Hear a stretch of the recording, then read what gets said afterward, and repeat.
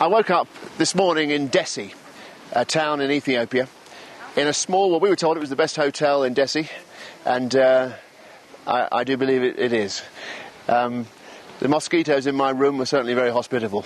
They came in with a tray of drinks, and that's a nice way to start the day. Then we set off to the village of JAMMA. It was a very busy morning. There were donkeys coming this way and that, piled high with hay, and goodness knows what else was being taken. The day's work had definitely begun by the time we left. Finally, after being massaged by the bumps in the road for the best part of 2.5 hours, we arrived in the village of JAMMA. Now, only 7 years ago, JAMMA did not have access to clean water, and Tear Fund, through the local church, provided these taps, showers and places to wash clothes, all in the very heart of the village.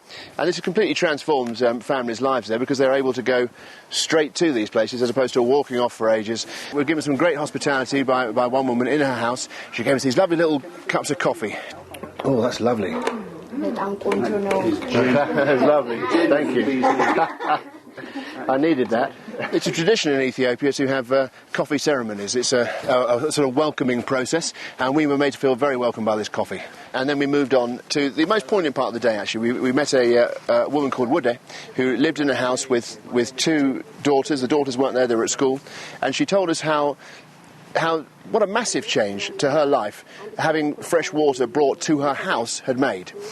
She actually had a tap that was 16, 15 feet maybe from her front door. This was installed there. Now, previously, she'd been walking for kilometres, 3 kilometres, queuing up for hours, all that travelling and stuff, to suddenly be presented with a tap outside your front door had transformed this woman's life, and she had nothing but great things to say about the church, that was the local church that had provided this thing.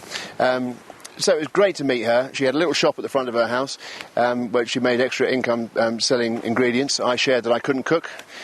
She said, that's not surprising, you're a man. I then did a bit of washing with her, washing cloth and stuff, and I discovered I wasn't very good at that either. And then we left. But it was lovely. It was a lovely day in JAMMA, lovely little town, lovely people, and an inspiring story. Once again, Ethiopia is full of them.